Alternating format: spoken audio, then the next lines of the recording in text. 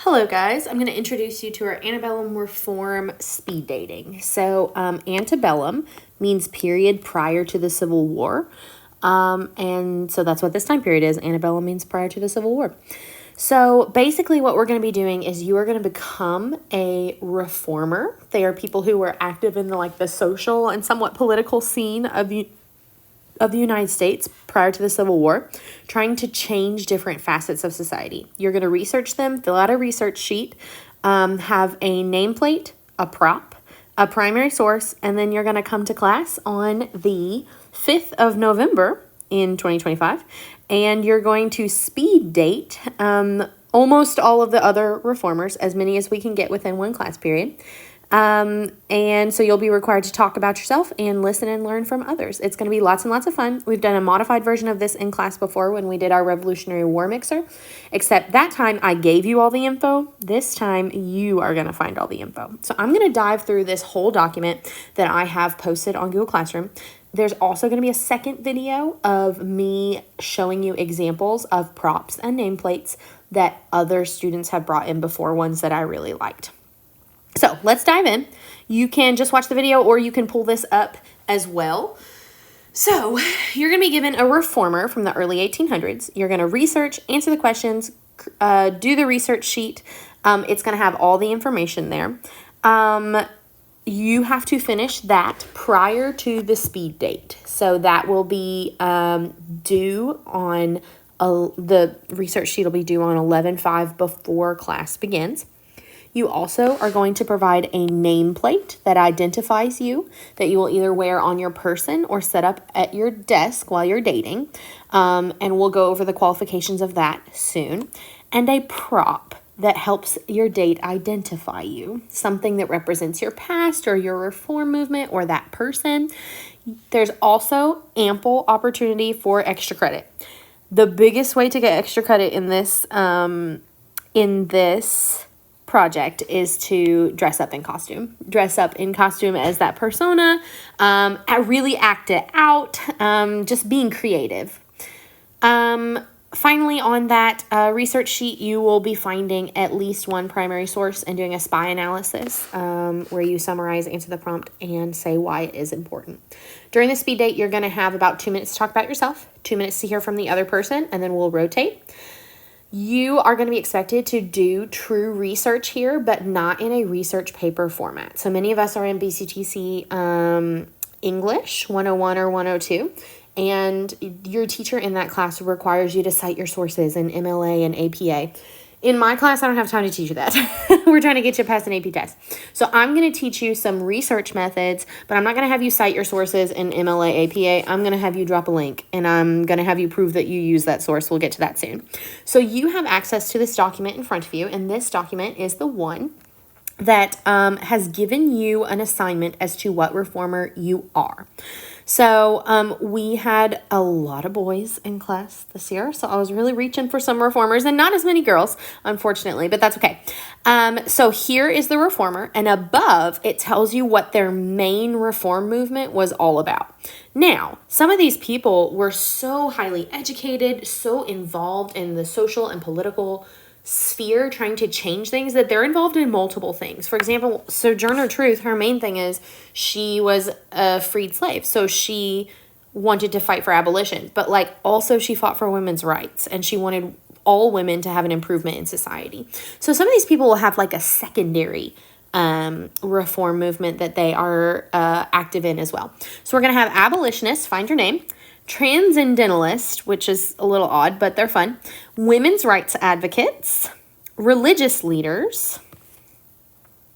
These are religious leaders as well right here. Utopian community leaders. A utopian community is a community that tries to break away from society because they believe that society is doomed. So they try and create a perfect society out in the woods, they build their own towns, that sort of thing. You could also kind of consider Brigham Young and Joseph Smith as utopian community people, but we'll get to that later. People who fought for better education. And then we got the oddballs, and I personally love the oddballs, so I assigned someone to the oddballs in every category. They're so interesting that I can't put a dot on this is their reform movement, but they're involved in lots of different things. So find your name there.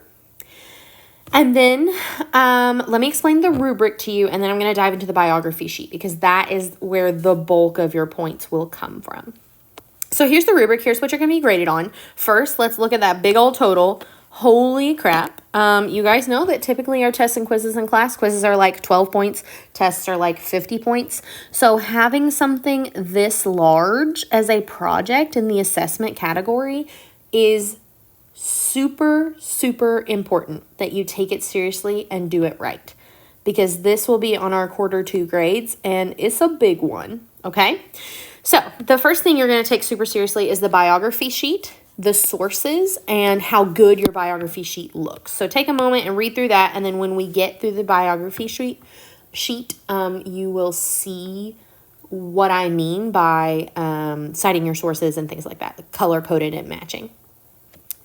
All right, the things you will bring, so all of this is done beforehand over our few work days, and your 2 nights of homework, we'll get to that here in a second, where you don't have reading and instead you could do this. That's all. This whole part is actually due before. It's due right before class on the 5th before the speed date. Now, during the speed date is when I grade these things. So you need to provide a neat, complete, and specific to the character nameplate. It can be pinned on your person. It could be a lanyard with something in it. It could be a trifold piece of paper that sits up in front of you during your date. It has to be movable because you're going to be moving desks each date. It needs to be neat. I need to be able to see it from afar. Your character that you're dating in front of you needs to be able to see it, know how to spell the name, and also glean something from it that is specific to your character. If it's just a piece of paper that says Susan B. Anthony, you failed. It needs to have symbolism, whether that's colors, symbols, quotes, a signature, something like that that is very specific to the character. You're going to see examples in the video that I post that is the example video. Okay, next thing is a prop. An appropriate prop is created and special to the character. So when I say created, I mean created, like you made it. We have many religious reformers. Don't bring in a Bible and call it a prop.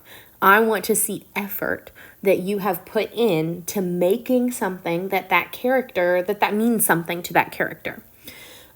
So I've seen fantastic examples in the past of wooden crosses that people have made, a tiny little table and chairs, a book, and they wrote a primary source quote in it, a quill and a scroll that they antiqued and made it look like it was old.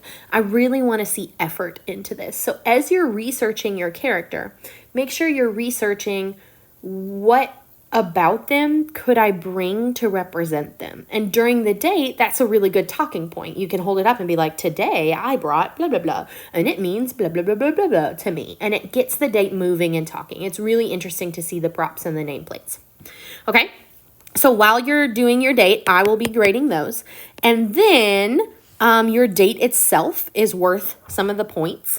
There's a timer on the board and Miss Keller's always walking around and eavesdropping, and you need to be able to talk for 2 minutes or longer about your character. You should be angry at me when the timer goes off because you had more to say, but we have to move on to the next date. That's how well you should know this character inside and out. It really helps if you're engaging too, so others listen. And when they're listening, they're going to remember if it's an interesting way that you've presented the information. All of these reformers are so cool, either for really odd reasons, like one thought that she was the second coming of Christ, like really odd things, or just really awesome things, like they were so fiery and passionate about abolition or women's rights that they did crazy stuff. Your date needs to highlight those engaging pieces. What your date while you're dating doesn't need to know is, I was born in 1774. Those sort of things aren't what's going to engage a date. You want people to like you. So much so that, in fact, we will be doing a superlative. Oh, no, I closed it. Hold on. Give me a second. We will be doing superlatives. A superlative is where people vote who they liked the most. You want your name dropped here. So here's what this looks like. You guys are going to complete this after your speed date, and this helps me. Oh, you're kidding me. Okay, well, we might not do this if this doesn't remember my password. No, it doesn't. Okay, we're not doing it. Basically, it will ask who had the best who had the most engaging date, whose character kept you most interested the whole time. So you're going to be like telling on other students. You want to be told on in a good way, okay? So make sure that you have more than enough for 2 minutes. If you have trouble doing that, literally set a timer on your phone, stand in front of a mirror, and talk about your person for 2 minutes. And if you bore yourself, you're going to bore your date. Don't do that, okay? Then I am willing to give up to 15 points extra credit for a good costume. I love a costume. I love it when kids dress up. I love it when they make costumes. I love it when they go to Goodwill and they try things out. They rip things up. They sew things together. One of these was part of the Civil War, and I remember a kid came in with fake blood all over him one time.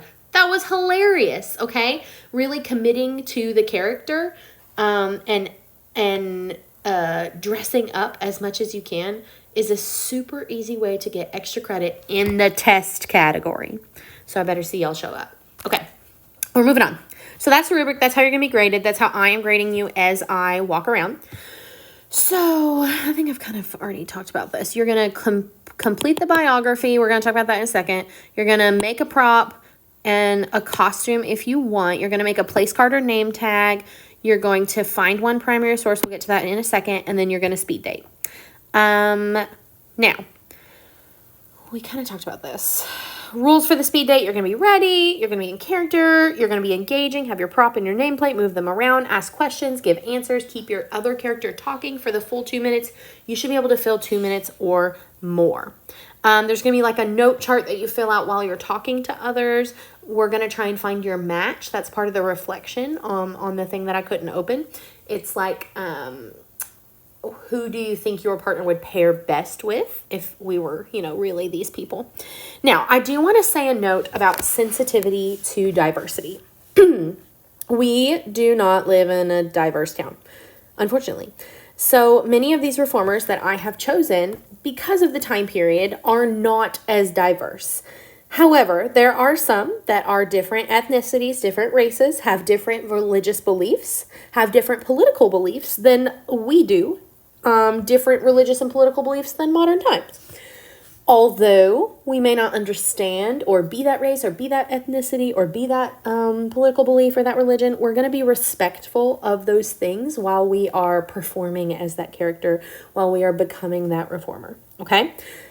I don't need to tell you what that means. You're old enough to understand. You're going to be respectful to other people who actually lived these lives, and some of their lives were really, really difficult. All right, so let's dive into the research, because the research is the bulk of the project. It's worth 50 points of your 120 points, so a large chunk of it is, more than 50, because you also get it for your sources and you're making sure it looks good. So more than 50 points. So let's talk about plagiarism first, and then I'm going to dive into how I'm going to try and make it so that you're not even tempted to plagiarize.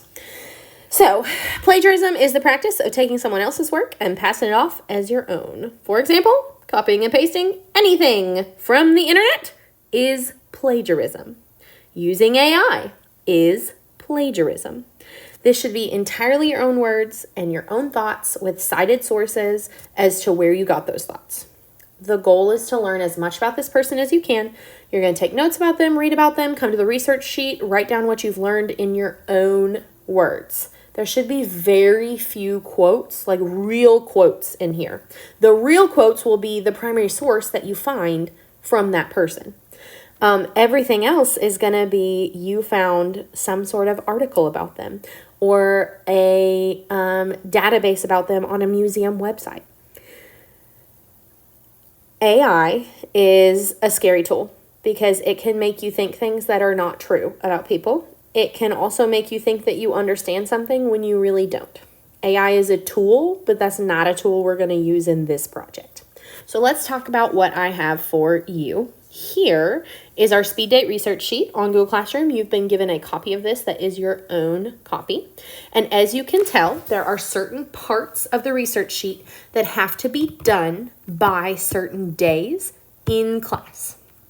So, work day number 1, which is a mix of today and tomorrow, the day before fall break, needs to be done. So we need to be done up to this point by October 3rd. That is Friday. Okay. Workday number 2 is from this question all the way down to here. Needs to be done by 10:16, and Miss Keller is checking it. That's our second workday. Our third workday is 2 days before the speed date on November 3rd. And you need to be done up to this section by November 3rd, and that will be a classwork grade. All 3 of those will be classwork grades. Next, if you have worked ahead and you got these things done, this might be able to be done in class. If not, then you have 2 days, more than that, because there are a bunch of catch-up days that hopefully you won't need, but 2 days on the 3rd and the 4th. The 4th is actually a no school day. It's election day, so you actually have that whole day if you want, where I have not assigned any reading. We're taking a break from quizzes for the speed date. So those days, devote the time that you would be reading the textbook to completing your speed date. So all of these questions on workday 1, 2, and 3, you are answering, you're basically taking a sentence starter or a question that I give you, and you're answering it as if you are that person. And you're going to cite where you got that information out to the right and color code it. I'm going to tell you what I mean here in a second. So let's say that Miss Keller was a reformer, okay, in the antebellum period, in the 1800s. That's how old I am. Then if I were doing a research project over Mrs. Keller, then I would say, okay, the sentence starter is my name. So my name is Lauren Keller. That's like the basic, right? But a lot of these people have interesting stories behind their names. I'll give you an example here in a second. So maybe this is more than just a sentence, right? My religion is blank. Many of them have some strange religion, strange by 2025 standards. That was very judgmental of me. And so explaining, if you just say my religion is a shaker, what the crap is a shaker? You got to prove to me that you know what that means. So you would explain what that religion is and the tenets of it. I'm going to give you an example here in a second. I was active in reforming American society, mostly during these dates. How did your childhood education, my childhood, impacted my views by blah, blah, blah, blah, blah. I grew up in blah, blah, blah, blah, blah. This is where you kind of do the biographical stuff. The questions get way more in depth as you go. How did you come to care about your issue? What's your biggest accomplishment and why? You have a lot of other accomplishments. What are they? Who would your friends and colleagues be? Do you agree with them? Do you disagree with them? What haters or obstacles or challenges? And this is often my favorite question right here. What do you enjoy? Is there an interesting story or fact about you? So I remember one of the reformers, I don't think it's one that I have assigned. She had a vision that their ship, or someone had a vision that their ship to America was going to crash. And so she had her believers stand out on the bow of the ship and pray to God all night throughout the storm. And the ship didn't sink. And so she thought that that made her like a messenger from God, and that inspired part of her reform. That's a pretty interesting story. Many of our reformers have been like chased out of towns, stoned. One of them was like stoned, stripped, and tied to a horse, and the horse was run through town because they disagreed with him. Like, these people are so interesting. So I love to see the interesting stories, and those are kind of the fun things to talk about in the day.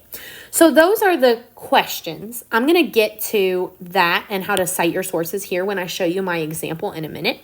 The next part is the only part that you're allowed to copy and paste from the internet, and it is this. You're going to complete this part in your own words as if you are you in 2025 and not as if you are the person. This whole part up here, you in this whole page, you're going to complete in first person sentences just like you're getting ready for the speed date, okay? Down here, you're back to being you in 2025. You're going to find an excerpt of your character's writing that's at least 100 words, but no longer than 2 paragraphs. I don't need a book. You're going to copy and paste it below. That's the first part. You get to find a primary source. You get to find words that they spoke or that they wrote. Some characters will be harder than others. Most characters, you can hit up the Google and it'll be the first hit. If you have trouble, please come find me. We can work on something together. Now, after you copy and paste a primary source excerpt that is short, and you might find an article that has like 3 pages of their writing. I don't want 3 pages. I want no more than 2 paragraphs. So you're going to have to read through that and find, okay, well, what's the part that I think is the most important? And you're going to tell me about that part, or copy and paste that part. Now, you're going to analyze that primary source as if I'm having you answer a prompt and write an essay, which I'm not going to. Evaluate the extent to which means how much, reformers impacted American culture. You're going to drop the link to your primary source, the URL. You're going to summarize your primary source in 1 to 2 sentences. You're going to answer the prompt using the document. How does this document prove that reformers impacted American culture in the time period that we're talking about, time period 4? And then you're going to tell me why was the document written. Remember, when we're talking about why was the document written, we have some options. You can talk about historical context. So what is happening around the writing of this in American history that would perpetuate someone sitting down to write it. You can talk about historical context. Intended audience. Intended audience is there a certain person? Oh, I misspelled audience. Is there a certain person that they wanted to see this? And if so, is there a purpose, a call to action for them sitting down and writing it for that person to do? There is also point of view, which is what about that person changed what they were writing or colored, tainted what they were writing? Was it specific to their religious or political beliefs? And that's about 1 or 2 sentences. Then you're going to drop a picture. The last thing you can copy and paste. Give me a good picture of your reformer below. Give me some bad ones. If you can find some bad ones, I'm about to show you an example. So I did some of this while I was watching Dancing with the Stars the other day. So I was like, you know what? I'm asking these kids to do a lot. I'm going to see if I can do it. And Dancing with the Stars is like an hour and a half long. Plus, I took a lot of breaks for snacks and watching the show. So all the work that you're going to see right in front of you, I did in an hour and a half while also snacking and using the bathroom and watching TV. So I think you can definitely do it in 3.5 work days in school. I didn't do all of it because I was tired. But I chose a reformer that you do not have. Her name is Mother Ann Lee Stanley, and I answered these questions as if I was Mother Ann Lee Stanley. But I didn't just dive right in. I'm going to try and teach you guys like some good research skills here. So the first thing I did was I went to Google. So I'm going to do that right here, right now. I'm going to go to Google. Okay, no thanks. And I'm going to type in Mother Ann Lee, go. And let me tell you what often happens when you type something in on Google. Well, it's not happening on my iPad, but you guys know how it goes on Google. Oh, it's because I'm not signed in. Up at the very top, Gemini AI will give you suggestions.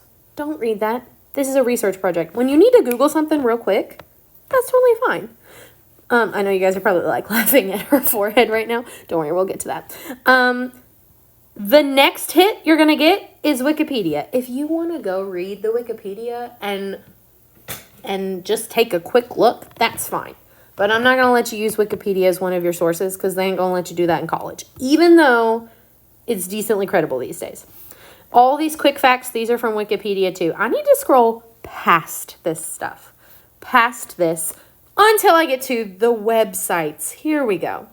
Here's what we're looking for. Because these people are well-known reformers, there's very few of them that aren't super well-known. In fact, I chose Mother Ann Lee Stanley as an example because she's not well-known. And I was like, well, if I can find stuff about her on the internet. So here's a magazine. I click on the magazine. Does it look like a decently credible source? Does it look like, well, first of all, it's a .org, so that's a little bit better. Does it have a million ads around? No. Wasn't decently recent. 2014, that's okay. In college, you might have professors that are like, they have to be within a decade. It looks like this magazine, and I looked at it earlier, is a Seventh-day Adventist church magazine. But they looked pretty credible. It doesn't look like a crapola website. So what I did was I took that website, I went to the bottom, and as I was researching, I just copied and pasted all the websites that I found. So I copied and pasted that one. Then I went to the next link on Google. Hold on, let me find it. The next link.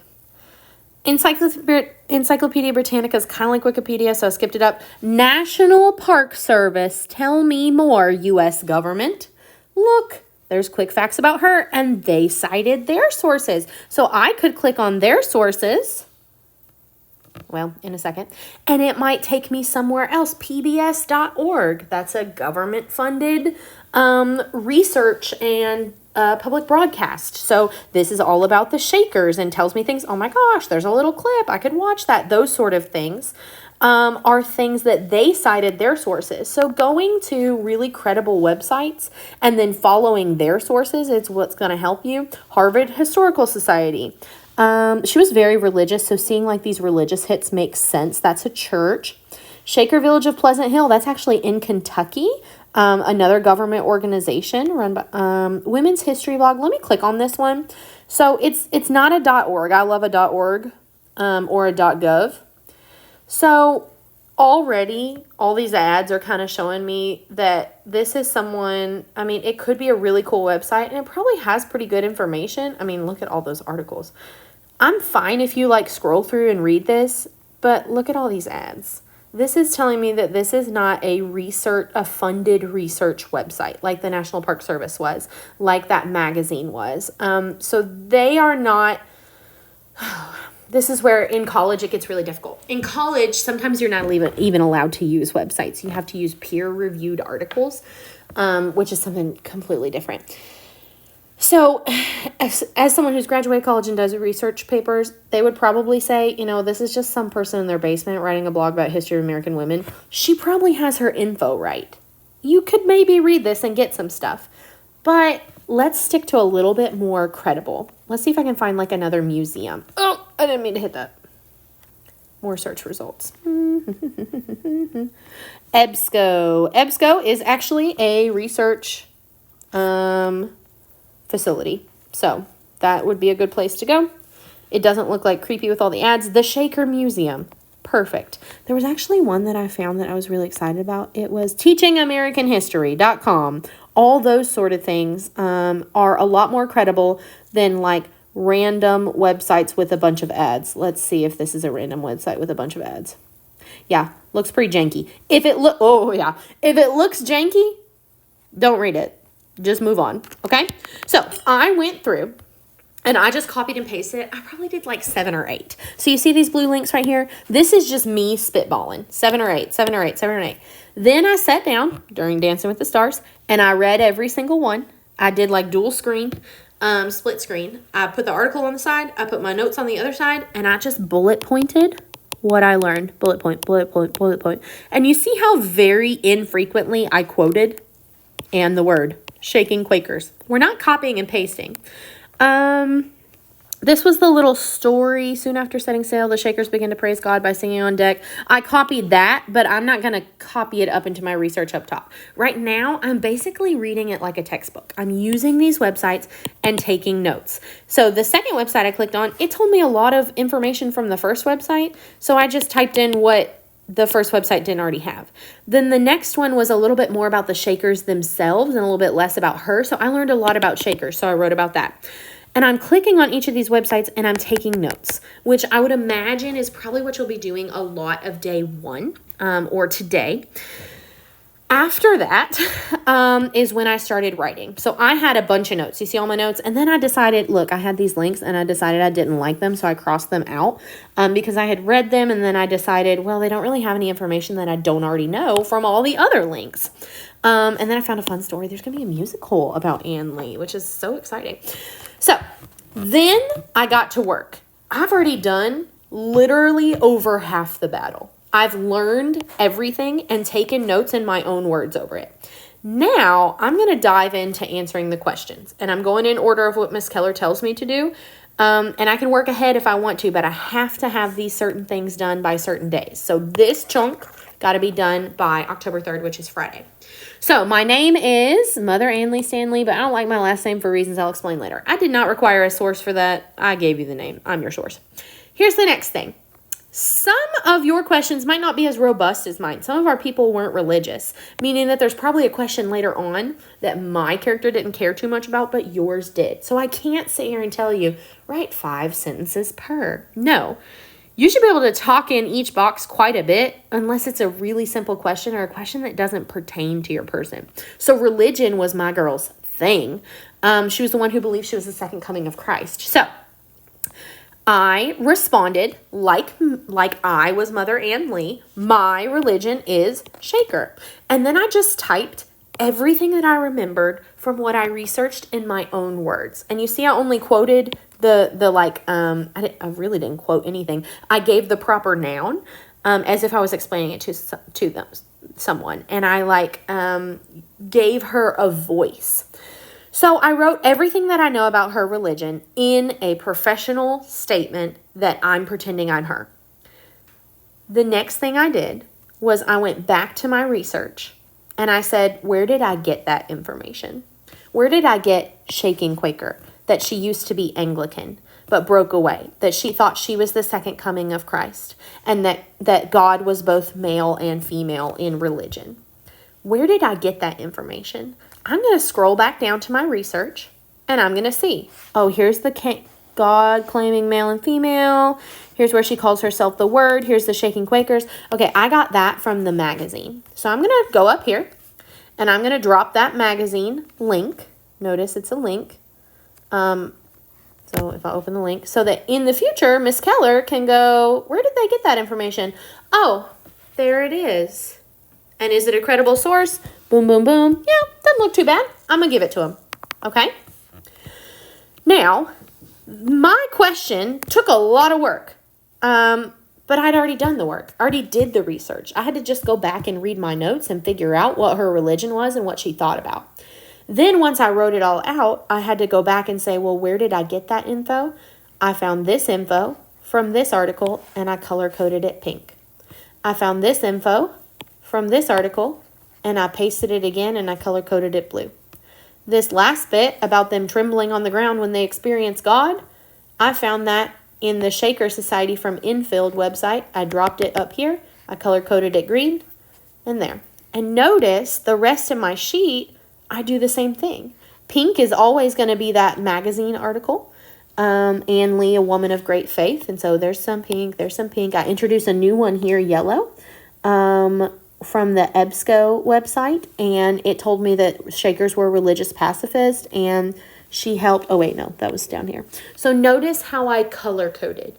So that when I'm reading yours, and I see, I used to be Anglican, but broke from a religion in myself. Where'd they get that information? It's pink, so I'm going to click on the pink link and make sure that they were correct when I'm grading that. That's my job. This is also how I'm trying to teach you to be good at doing research. When you go to college, you're going to be given a topic and said, go research. I'm giving you little skills right now. In the future, you're going to have to find peer-reviewed documents and read hundreds of scholarly articles to produce a 30-page paper. We're not doing that right now. I'm trying to introduce research in a more engaging way through a speed date. But you have to be able to say where you got that information from. So AI is not an option. It's not going to be an option in college. It's not an option now. Because we need to know that you are able to source information, find information, take notes over that information, and then turn that information into something. It's not a research paper. It's preparation for a speed date. So if you have questions about that, about the research paper, the prop, the nameplate, all of those things, just let me know. And we will be talking more about this in class.